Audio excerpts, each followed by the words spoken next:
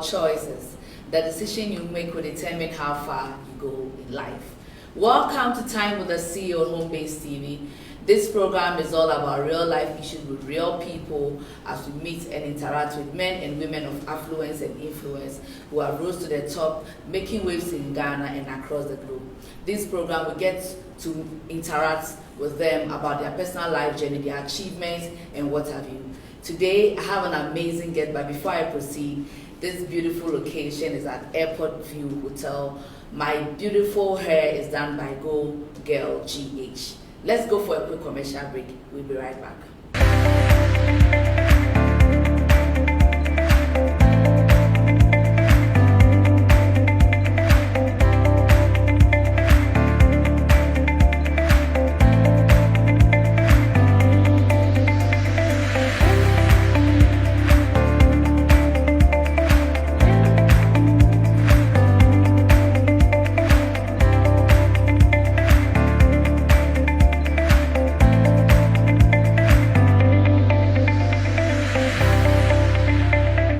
Welcome back.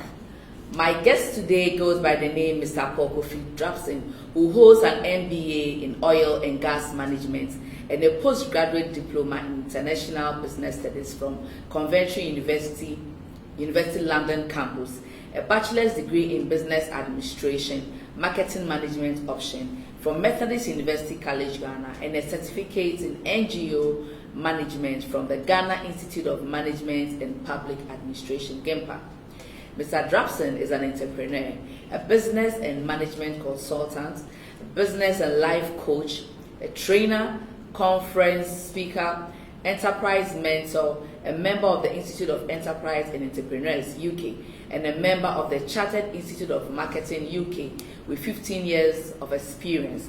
As an entrepreneur, Mr. Drapson has established a number of organizations, and key among them include Unique Global Connect Solutions, Unique Global Institute of Entrepreneurship, UG Cosmetics and Household Products Ventures, CEO of Smart Company Limited, Unique Christian Aid Organization, PEF Smart Energy Solutions Rwanda, and African Business and Professionals Forum. Unique Global Connect Solutions is a business and management consultant with focus on oil and gas, business strategy, marketing, customer service, corporate social responsibility, training and development, and business incubation. Mr. Drapson had the opportunity to serve as the chairman of the Trade Custom Taxation Statistics, Money and Payment Specialized Technique Committee, and he also facilitated the presentation on the overview of the African Continental Free Trade Area at the Model ECOWAS Summit that was held in Abuja, Nigeria in June 2021. He was also the leader of the Ghana delegation for the summit. Mr. Drapson became the National Speaker of Youth Leadership Parliament in Ghana from January to August 2018. He had the opportunity to lead a team of delegates as a National Speaker of the Youth Leadership Parliament to Lagos, Nigeria, to participate in the 5th Nigeria-Ghana Youth Summit in April 2018. In 2018, Mr. Drapson was appointed to serve as a member of the Board of Directors of Western Oil and Gas Mutual Fund. Mr. Drapson became a member of the Youth Leadership Parliament in Ghana, where he served as the Youth MP for Ejiso constituency in the Ashanti region of Ghana. He was appointed as the second Deputy Minister for Mines and Energy with Youth Leadership Parliament and Chairman of the Mines and Energy Committee from March 2017 to July 2017. And he was later appointed as the Minister for Education from July 2017 to December 2017. He is the CEO of Unique Global Connect Solutions, business and management consultant. He is a business and life coach and entrepreneur mentor. As you can see, I'm super excited to have this amazing personality come on the show. He's going to share his journey, his achievements, and how far he has come. His company, he's going to talk about his company, his challenges he faced, and a lot more. Today, I'm super excited, escalated to have him on the show on Time with the CEO. Let's go for a quick commercial break. We'll be right back.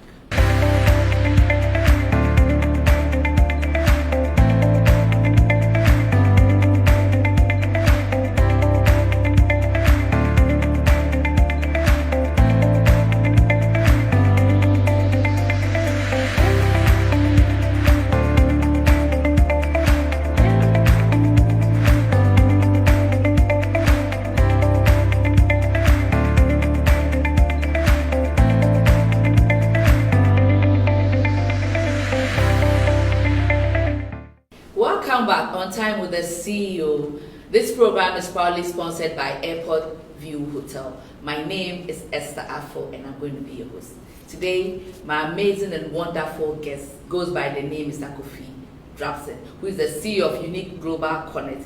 He is also a business and management consultant, business and life coach, and entrepreneur, and enterprise mentor. Welcome, Mr. Kofi Drapson. Thank you very much. You are looking good. Thank you. You're also looking very good. So, can you tell us more about who you are, your growing up, your childhood, and what have you? Well, thank you very much. Once again, let me say a very good evening to your cherished viewers. And like you rightly said, I was born in Burma Camp because apparently my father happened to be a Navy officer, and so we lived in Burma Camp. So I was born in Burma Camp, and I started my educational life in Burma Camp. And so I started off by attending a creche by name Nicolette.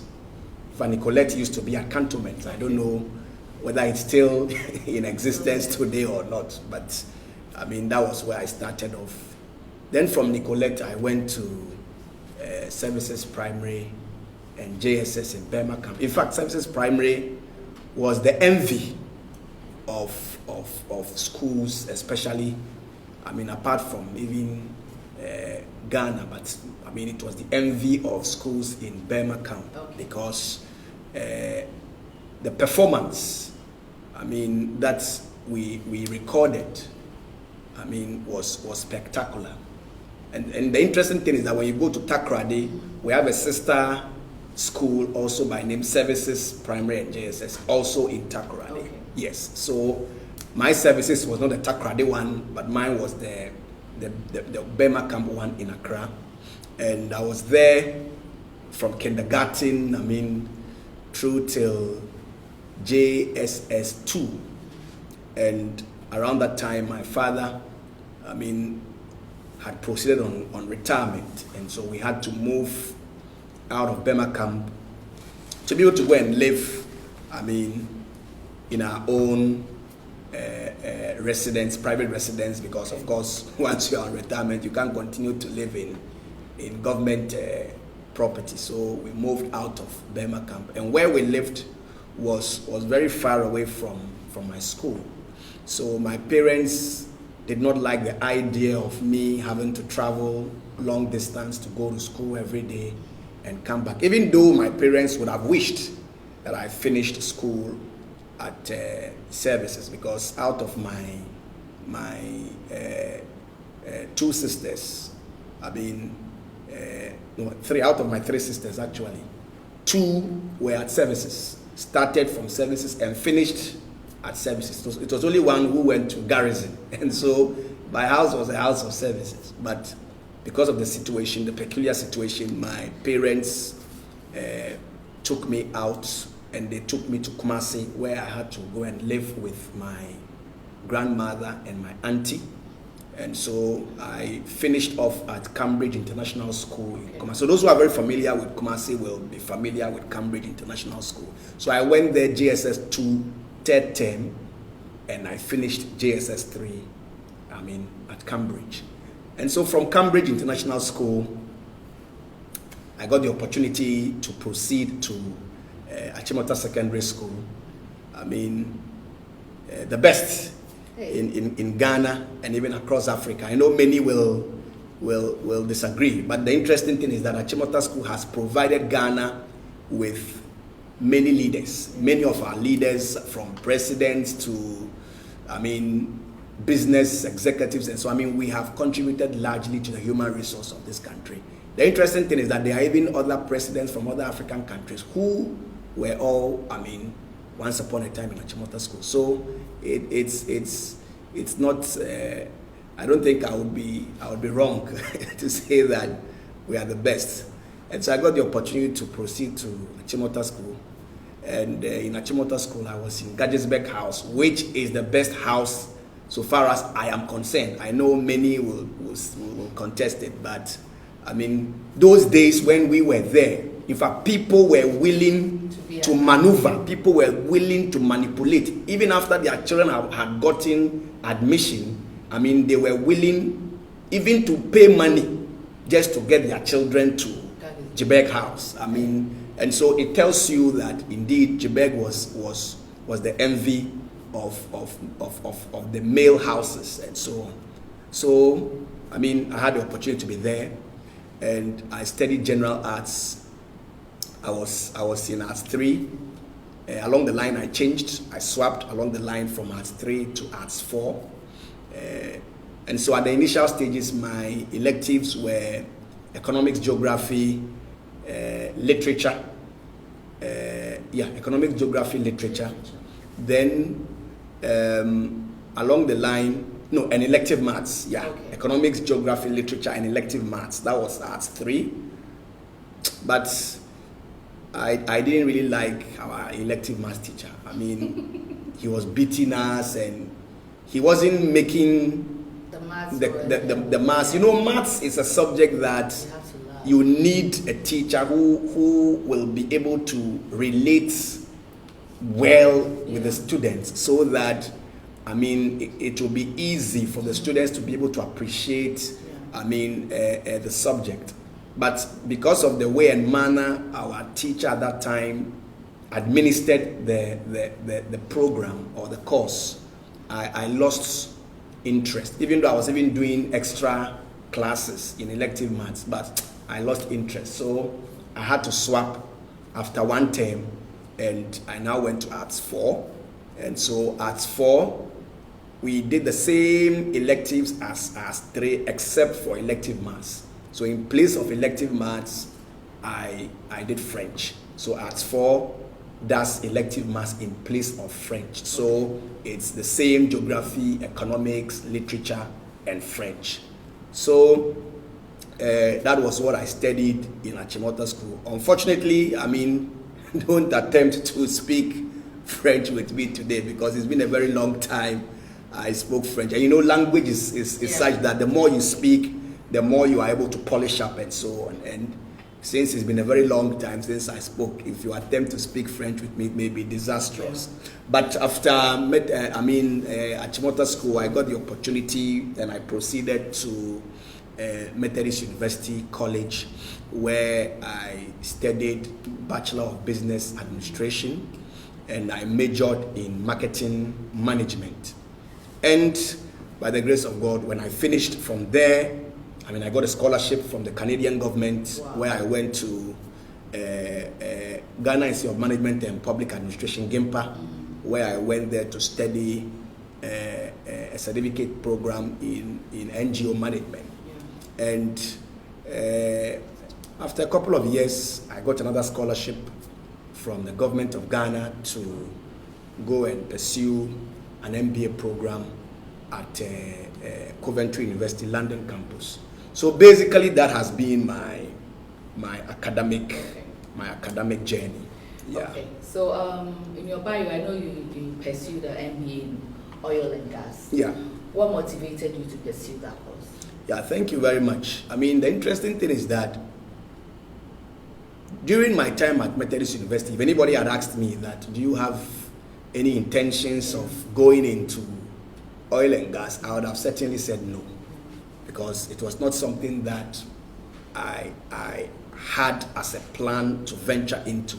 But as you may know, in 2007, 2008, I mean, Ghana as a country, we discovered oil and gas in commercial quantities. And of course, production began in around 2010, thereabout. And one of the major challenges that as a nation we had was human resource. And so it became very necessary for us as a nation to build capacity so far as the oil and gas sector is concerned. And so even the government of Ghana, I mean, also gave out some scholarships to be able to support several Ghanaians to be able to build their capacity in the area of oil and gas and even oil and gas related areas and so on. And so, I mean, on that basis, I felt that, well, it's an opportunity that we need to take advantage of, and that we can avail ourselves to be able to build our capacity so that we can also contribute to the human resource so far as the oil and gas sector is concerned. And so for me, my motivation was the fact that Ghana had discovered oil and gas in commercial quantities, and there was the need for human resource, which we lacked. And I felt that, well, why not avail myself to build capacity so that I can contribute to the development. Tell us about your experience serving as the chairman of the Trade Customs Organization. Yeah, thank you very much. I mean, for that, it was something that I served in that capacity for a very brief period, I mean, in 2021, June to be precise, there was what we call the Model ECOWAS Summit, which was organized in Abuja, Nigeria. In fact, the Model ECOWAS Summit was supposed to have taken place in 2020. But as you may know, because of COVID-19 and so on, it had to be cancelled. And it was in 2021 when we got the green light and the Model ECOWAS Summit was organized. And it brought together several young people from several West African countries. And I got the privilege, or I had the privilege of leading the Ghanaian delegation so far as that Model ECOWAS Summit was concerned. So it was at that summit where I got the opportunity and privilege to serve as the chairman of the technical committee, which you have just spoken about. Okay. Yeah. What inspired you to become an entrepreneur? Because looking at all the roles you've played, Yeah. you know, in the various sectors that you mentioned earlier, Yeah. what really inspired or motivated you to become an entrepreneur? Well, thank you very much. The interesting thing is that if we want to go into this subject matter, I'm sure that the whole time you have allocated for the program may not even be sufficient to address that. But of course, I will attempt to summarize it. But the point, and it's something I'm very passionate about actually, but the point is that my motivation to become an entrepreneur began when I had completed my second year in the university. At the end of my second year in the university, something very profound happened.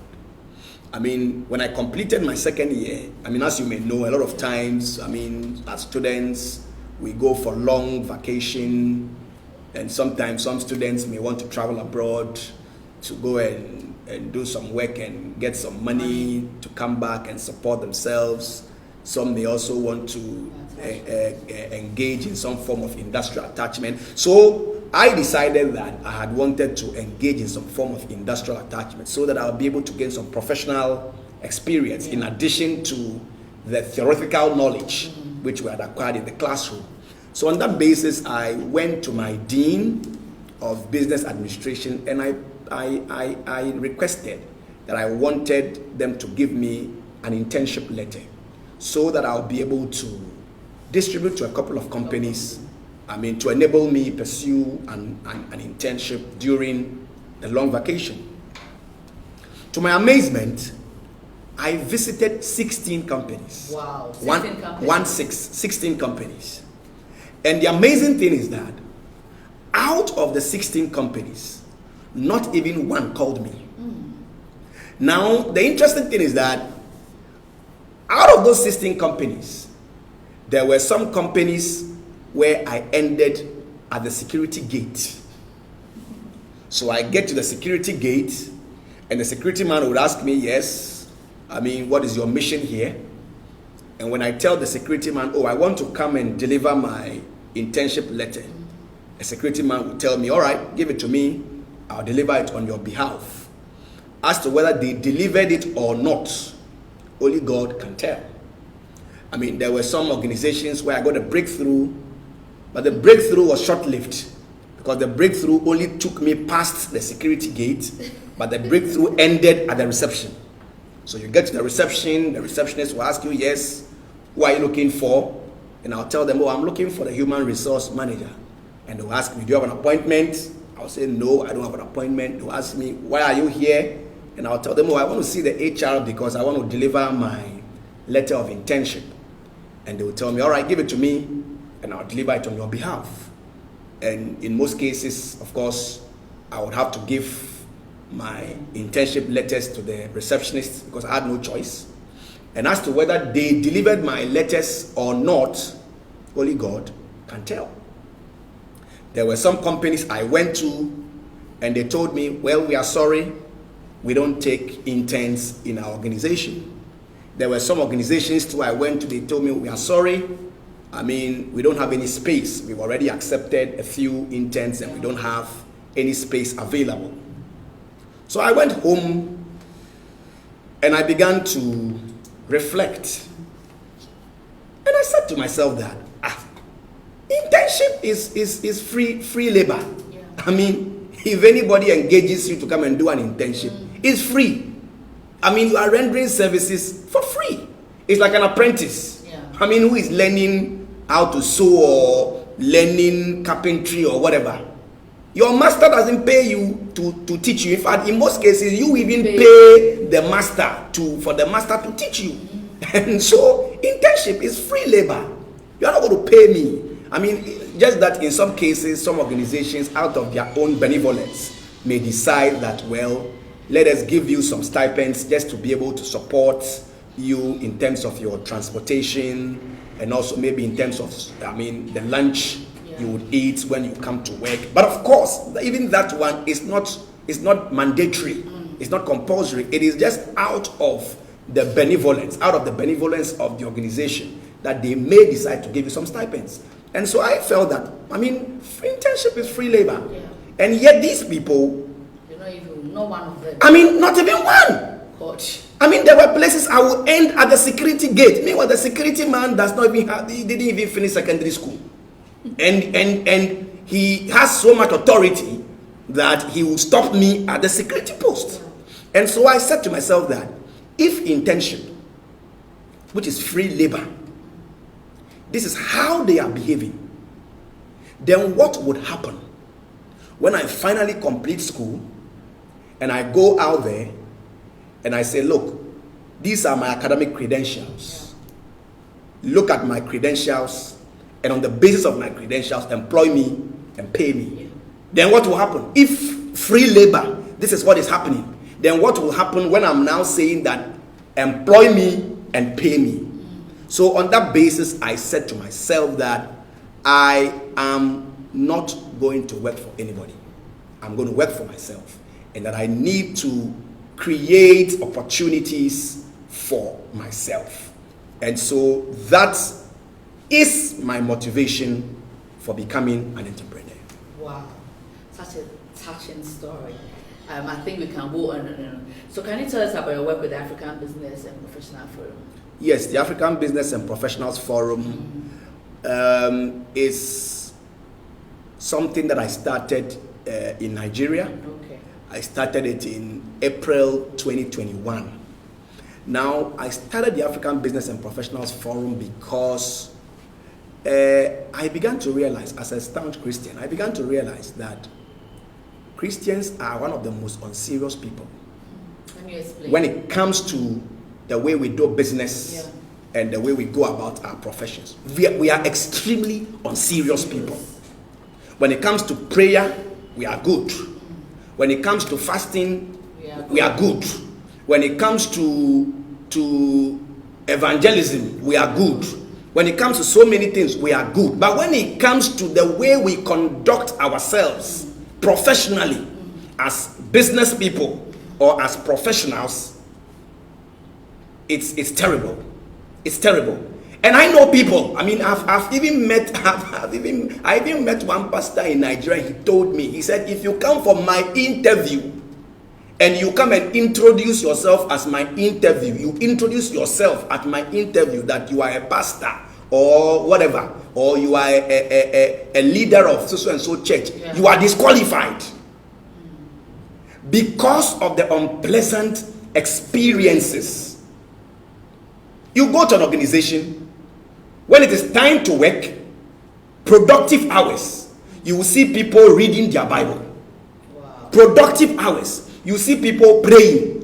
Nobody is saying that you cannot pray.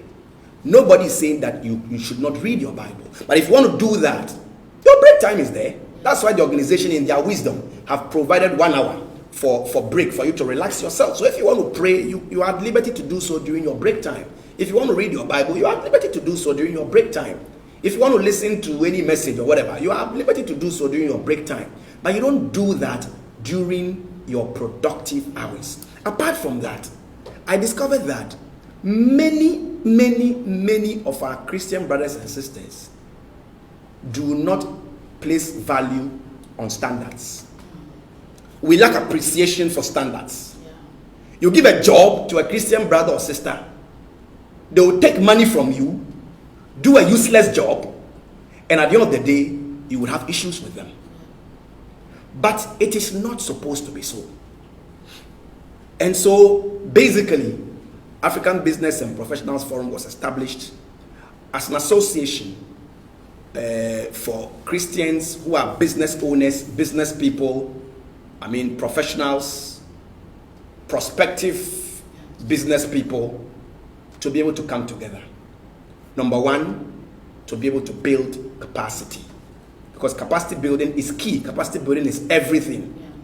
What can help us to move from mediocrity to standards?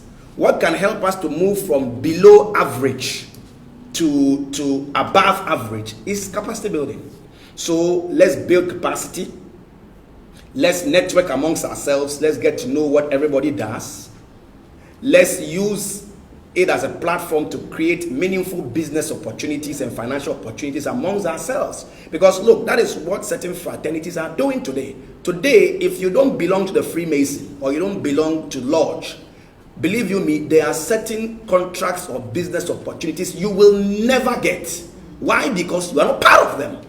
So why can't we Christians who are business people, who are professionals and so on, also come together, network amongst ourselves, and create business, meaningful business and financial opportunities amongst ourselves? So that is the major reason for which African Business and Professionals Forum was established.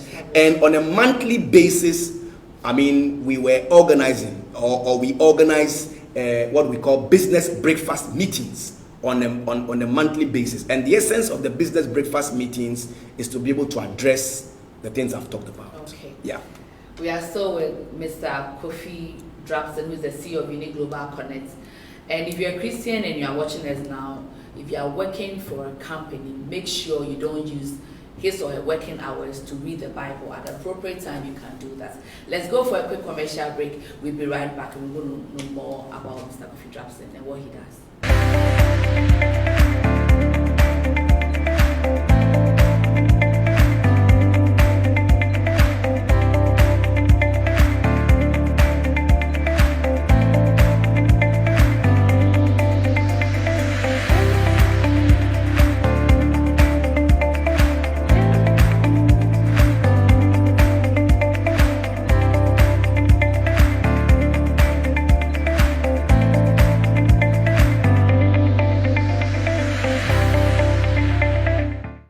Back to Time with the CEO. My special guest is Mr. Paul Kofi Drapson, who is the CEO of Unique Global Connect Solutions. So, Mr. Paul, I would like to know how Unique Global Connect Solutions came about. Yeah, thank you very much. When I was in the university, right from my first year, I began to embark on rural outreaches. With a couple of students, I mobilized. And so usually we would go for these outreaches during vacation. And we'll spend like 1 week before we come back and go home. There were even a couple of times when, in fact, there was one occasion I remember we even went on an outreach somewhere in a village in the central region. We left on a Friday evening and we returned on Sunday evening. And I had a mid-semester exam to write on Monday afternoon. And so, through these outreaches, I began to see a lot of things. In fact, I remember when we began the outreaches, I got practically angry almost every time we traveled to a village, I got angry. Because I would ask myself, is there no member of parliament in this area? Is there no MC or DC in this area? Because you go to the village, you go to the community, you go to the area, and you see something called school. And I'm saying something because what they call school, in my opinion and view, is not a school. You go and see something called school, and you ask yourself, is there any future for these children? Are these children going to write the same BEC with the children who are attending Christ the King? Are they going to write the same BEC with the children attending Achimota Primary School? Are they going to write the same BEC with children attending Morning Star and Soul Clinic and so on? So, I became very passionate about that. So on that basis, I decided I was going to start an NGO when I finished the university. So by the grace of God, I finished the university in June. By September 2007, I had registered the NGO. 15th September, to be precise, was when we finally got the registration certificate. And that was when Unique Christian Aid Organization started. Okay. And by the grace of God, through Unique Christian Aid Organization, we were able to do a couple of things. But I discovered that we were not able to do as much as I would have wished that we should have done. I expected that we should have done far more than we had done. Yeah. But there was a limitation. The limitation was resources. We did not have the requisite resources to enable us do what we want to do. So assuming, for instance, you want to give 10 children, or assuming there are 10 children or 15 children who need scholarship, maybe the resources available may only allow you to be able to give scholarships to, let's say, 3 people. Yeah. Meanwhile, there are 15 people. And there are communities you would go to, and you'll be amazed to know that the school fees per child is 25 Ghana cedis per term. And yet children have been sacked from school for non-payment of fees. So, I got very disturbed because I felt that we should be able to do far more than we are doing. But the resources to do that was not there. You go and you go out there to go and ask for help, to go and ask for support, and they'll turn you down. And so I felt that, look, I think I need to rethink about this whole thing. So that was when I decided that I would rather go into business and focus more attention in the area of business and make money in business. If I make money in business, I can now say that, okay, I will channel 10% or 15 or 20% of whatever money I make to support my NGO work. So that way, I don't need to depend on a third party so far as my NGO work is concerned. So that was the beginning of my decision to begin to focus on business. So when I completed my further studies in the UK and I came to Ghana in 2013, that was when I registered African Business and Professionals Forum. I registered the Unique Global Connect Solutions, and that was when we began to work as a business and management consultancy. So basically, that's the genesis of Unique Global Connect Solutions. Congratulations. So, thank you very much. Briefly, can you tell us some of the challenges that you faced as an entrepreneur? I know you've been through a lot. You've seen a lot of people that have disappointed you. Yeah. Some pastors have even stepped on your toe just because you're employed. Can you tell us some of the challenges and how you were able to overcame them, just to be an advice to somebody out of business? Yeah, thank you very much. You see, like you rightly said, there is absolutely nothing in this world. There is absolutely nothing good. Let me put it that way. There's absolutely nothing good in this world that does not have challenges or does not come with challenges. And so we have also had our fair share of challenges so far as the business environment is concerned. Many of those challenges, sometimes, if you are not careful, will push you to the point of quitting. Wow. There were times I thought about it. Why don't I circulate some CVs to some companies and get employed and forget about this whole thing? Yeah. Sometimes you will be pushed to that point. You see, but like I always say, doing business, or being an entrepreneur, is like a man who has seen a woman that he is interested in the woman. If you see a woman and you are interested in that woman, you must ensure that nothing discourages you. In fact, it doesn't matter how the lady's elder brother insulted you. It doesn't matter how the lady's sisters insulted you. It doesn't matter how the lady's father chased you out of his house. But so long as you are interested in that lady, you will remain focused. And you would do the best you can until one day you see yourself holding hands with that lady and saying that finally I have gotten the lady I wanted. It is the same with entrepreneurship and business. See that business and see the path of entrepreneurship as a woman you have fallen in love with, and you are willing to do everything to get that woman. When that is your focus, it doesn't matter the distractions, it doesn't matter the challenges that may come your way.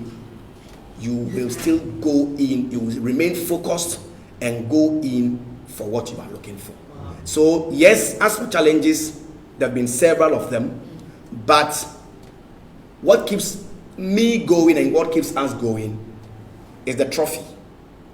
It's like playing a football match. When you are playing a football match, there's a trophy on some table there. Yes. In 90 minutes, the winner of the game, maybe 90 minutes plus some added time, the winner of the game is going home with that trophy. And so as you are playing the game, your focus should be on the trophy. Your focus must not be on who is insulted you, who is insulting you. Your focus should not be on some fans who are hooting at you. Your focus should not be on some fans who are insulting you. Your focus should not be on some fans throwing empty bottles of water onto the pitch. Your focus should be on the trophy. And when your focus is on the trophy, by the time the game comes to an end, you will go home with that trophy. But if you don't focus on the trophy, and you focus on the insults coming from the stands, from the fans, you focus on the empty bottles of water the fans are throwing onto the field, you will get distracted, and at the end of the day you will lose the match, and your opponent will walk home with the trophy. So for me, what has kept me and my businesses going is the fact that we have our eyes on the trophy. So how did you get involved with the Youth Leadership Parliament in Ghana? Yes, the truth is that, like I always say, we live in a world where everybody must be interested in the politics of the day. You see, sometimes the mistake we make is that people tend to confuse politics with partisan politics. There's a difference. You can be political, but you may not be partisan. Okay. But when we talk about politics, a lot of times people think, oh, you are talking about NDC or MPP or CPP or PPP or whatever. But the point is that there's a difference between partisan politics and politics. Politics happens in our everyday lives. When you woke up from your house to drive here, politics was at play in so many things. On your way here, maybe you might have branched off to the filling station to buy fuel. Politics was at play when you drove to the filling station to buy fuel.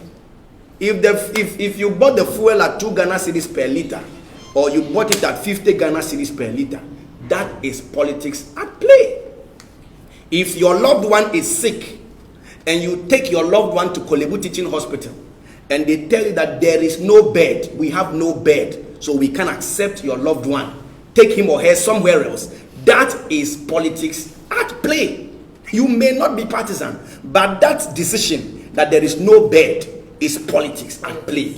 And so for me, I believe that all of us must be involved in the politics of our country, because the truth is that politics is like cooking food. If a meal is being prepared in the kitchen and I am in the kitchen, I can influence what food should be cooked. I can even influence how the food should be cooked. But if I don't enter the kitchen and I go and relax in a chair and read newspapers, or I relax in a chair and watch television whilst some people are in the kitchen, they can decide to use dirty water to cook. I won't know. They can decide to cook a meal I may not want. At the end of the day, they will come and serve the meal I don't want. But if I'm in the kitchen, I can influence what should be cooked. So these were the things that made me feel that, believe that there's a need to build capacity. Especially because, when I was in the university, I was also deeply involved in student politics. But the interesting thing is that I had very little understanding when it comes to the operations and the dealings of parliamentary practice and procedures. And so when I got to know of Youth Parliament of Ghana, I felt that, this is an opportunity for me to be able to build capacity when it comes to parliamentary practice and procedures in Ghana. So that was how come in 2016 I joined and became a member. And by the grace of God, by 2018 January, I got the opportunity to serve as the national speaker, a position I served in for 8 months. Wow. So that is how come I got involved with the Youth Parliament of Ghana, just to be able to build capacity. Because the point is that if you look at, the Youth Parliament and you look at Parliament of Ghana itself, there's very little difference in terms of what they both do. The only thing is that one is on a larger scale and one is on a small scale. Then secondly, one is a constitutionally mandated body. Another one is not a constitutionally mandated arm of government, because Parliament of Ghana is a constitutionally mandated arm of government. Youth Parliament is not a constitutionally mandated arm of government. But when it comes to the procedures and proceedings of Youth Parliament, it is the same as the procedures and proceedings of Parliament House of Ghana. So for me, I saw it as an opportunity to build capacity. Okay. So can you talk about your work as a part-time lecturer at Methodist University and Malco Institute of Technology, your experience with the children, things that you wish the students here in Ghana know? Well, thank you very much. The interesting thing is that when I got the opportunity to study in the UK, I discovered that we are joking as a country. Because somebody goes to school for 4 years, 5 years, depending on whatever course you are studying, and all they keep teaching them is theory. But I have said something, and I have said that any knowledge that is not able to solve any problem is a complete waste of everybody's time, including your own time. Because the essence of knowledge is for that knowledge to solve problems. So if I have graduated from the university and the knowledge I acquired from the university is such that I cannot solve a problem with that knowledge, then that knowledge I acquired is a waste of everybody's time. When I got the opportunity to lecture part-time at Methodist University and also at Malco Institute of Technology, where by the grace of God, Unique Unique Global Connect Solutions was very instrumental in developing the short course in oil and gas for these two institutions. I got the opportunity to lecture in international environmental law and corporate social responsibility, and I also got the opportunity to lecture in local content and oil politics. So these were the two models I was facilitating. The interesting thing is that for these two institutions, I always gave them the same exams. Same exams. And the exam question I gave them was practical in nature. So for instance, one of the questions I remember very well I gave to these two institutions, the students of these two institutions, was that you have been newly employed as the CSR manager. CSR means corporate social responsibility. Yeah. So you have been newly employed as the CSR manager of a newly established oil and gas company. On your first day at work, you had a conversation or you had a meeting with the general manager. In that meeting, the general manager told you that he wants you to use your knowledge and expertise in corporate social responsibility to develop a 5-year CSR policy plan for the organization. So what's the question? The question is, develop a 5-year CSR policy plan for the organization. And about 98% failed.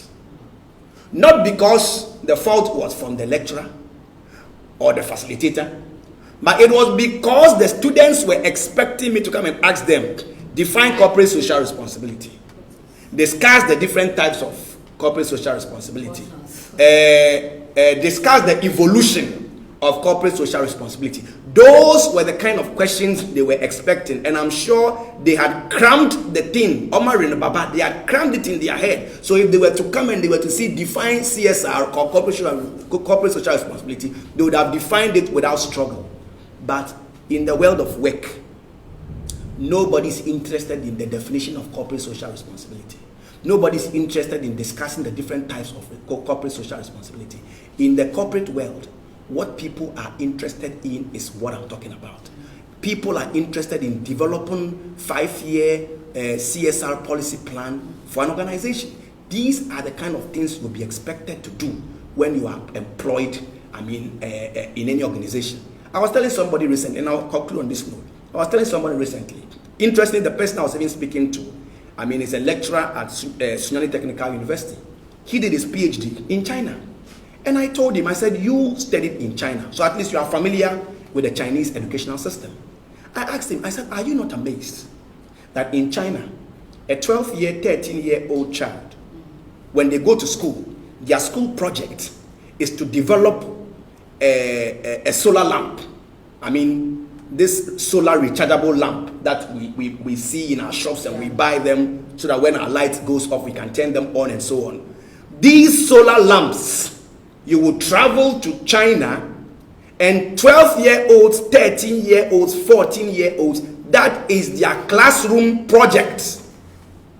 But you come to Ghana, and somebody who has graduated with a first class in electrical engineering from any of our universities, you ask them to make or to develop a solar lamp, and they would not even know where to start from. Let alone where to end. Let alone where to end. They can't do it. But they have graduated with the first class in electrical engineering. Meanwhile, in China, a 12-year-old, 13-year-old, 14-year-old child, that is his or her project. So this should let you understand and appreciate the fact that we are joking so far as our educational system in this country is concerned. If we want to be productive as a nation, we must move away from theory.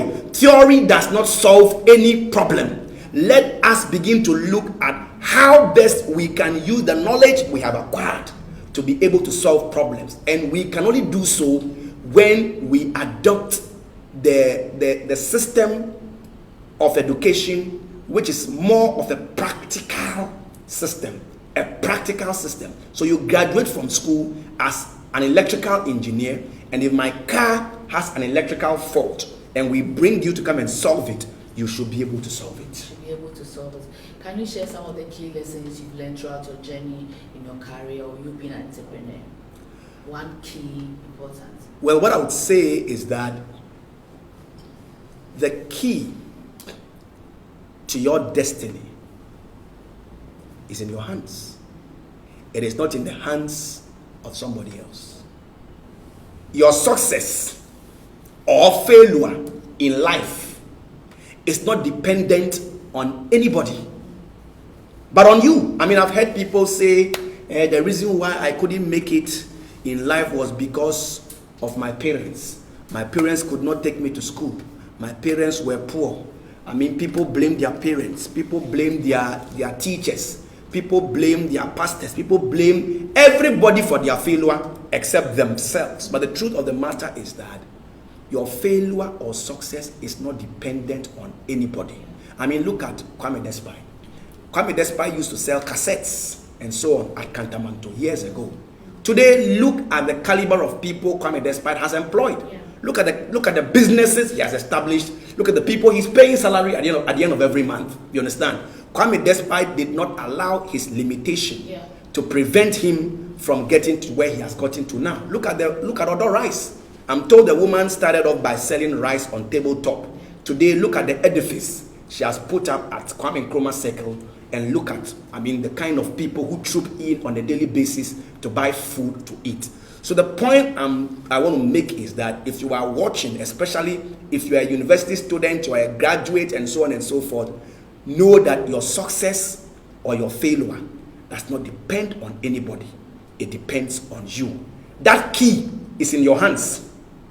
You can choose to open the door and enter the door, or you can decide to let the key remain in your pocket. You are a life coach, you are a mentor. So how do you combine your personal life and your professional? Just briefly. Yeah, you know, I mean, I want to know if you are also married. Like the accounts say that, I mean, say what it means is that if you have a lot of farms, you need to make time to be able to work on each of the farms. And so yes, I mean, even though I have a lot of things that I'm doing at the same time, I try my possible best to be able to allocate time, I mean, to each of the things that I'm doing. So I try to make sure that I don't starve any of the things that I am doing. I try my very best to make sure I give time, no matter how small it may be, but at least I give time to each of the things that I'm doing. Like you mentioned, yes, I'm married. My wife is Nigerian, actually. Wow. Because some of us we are Pan-Africanists. We don't think Ghana. We think beyond Ghana. I mean, some of us are more Pan-African in nature than Ghanaian in nature. So I mean, that confirms the fact that, I mean, my wife is not a Ghanaian, but she's a Nigerian, and I have a son who looks just like me. I mean, when we go everywhere, people say that, as for this your son, he looks just like you. So I mean, that's my family life, and I love to play long tennis when I get the opportunity. I'll definitely join you when you come back to Ghana. That would be lovely. That would be lovely. So any advice, one or two, to the youth watching this right now? Yes, what I would say is that, you see, like I said, there's a saying that if the mountain does not come to Moses, Moses must go to the mountain. You may be looking and waiting for opportunities. The opportunities may not be coming. And the truth is that if you sit down and you keep waiting, the opportunities may never come. So instead of sitting down to wait for opportunities, why don't you create opportunities for yourself? Because by the grace of God, when I started Unique Global Connect Solutions, through the work of Unique Global Connect Solutions, I got the opportunity to be involved in 2 national projects as a consultant. I mean, in 2013 to 2014, I got the opportunity to be one of the 5 consultants who designed the national policy on corporate social responsibility for Ghana. Wow. In 2015, there's what we call human resource audit. I got the opportunity to be part of the team of consultants who conducted a human resource audit for the Public Services Commission of Ghana on behalf of the government of Ghana. And it was a nationwide project. I got these opportunities to be part of these major national projects because I created opportunities for myself. And those opportunities I created for myself gave other people the opportunity to see what I have and what I'm capable of doing.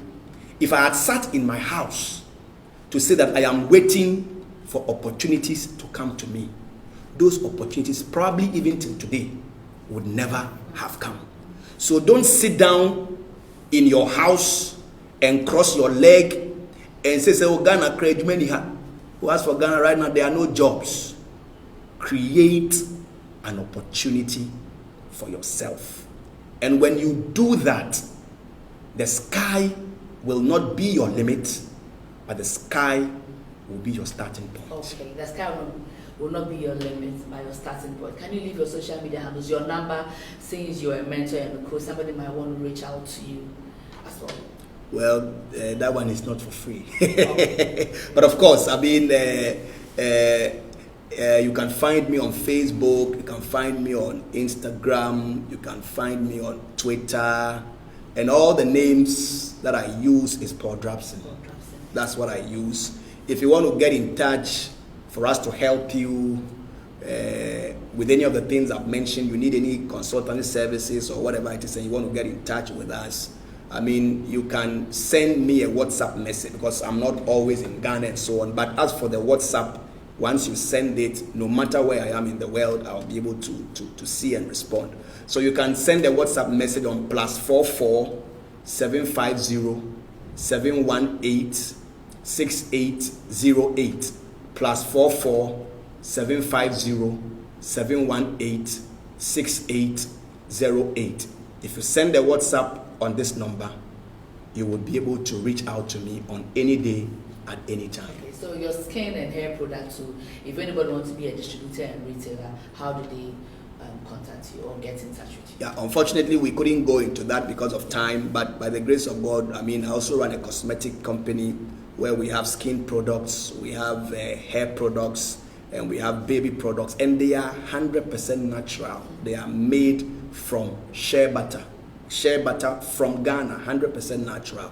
And so if anybody is interested and wants to either be a distributor or even wants to get access to our products, I mean, you can get in touch through the WhatsApp number, which I have just put out there, +44 750 718 6808. Once you get in touch on WhatsApp, you'll be able to reach out to us. Or, I mean, on Facebook or any of the social media, I mean, platforms, Instagram and so on, Twitter, the name is Paul Drapson. Once you get in touch, we'll be able to serve you.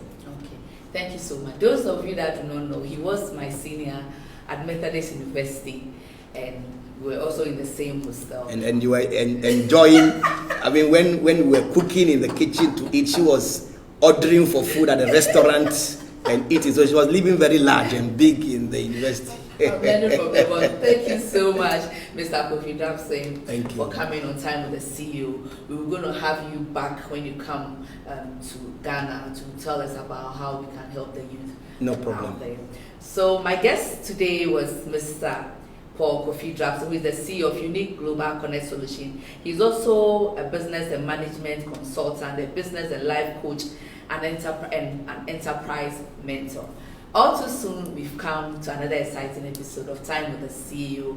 Our beautiful, location here is an Airport View Hotel, and this wonderful, Mr. Kofi, let's cheers. Cheers to long life, prosperity, and more wisdom. Exactly. And a belated happy birthday to you also. Thank you so much. So, one advice, always go for the trophy. Don't look at the circumstances, the challenges that you are going through, irrespective of whatever that is bothering you or anything at all that is worrying you. Know that God is bigger than your problems. With determination and hard work, you'll be able to fulfill and achieve your destiny. Do not give up, do not lose hope. If you want to follow me on all social media handles, follow me on Instagram as official_Esther Kings, on Facebook, Esther 4. Tune in on Homebase TV, Time with the CEO, every Tuesday between the hours of 8 p.m. to 9 p.m. Follow us on Homebase TV GH on Facebook. So all too soon we say bye, cheers, and I love you all.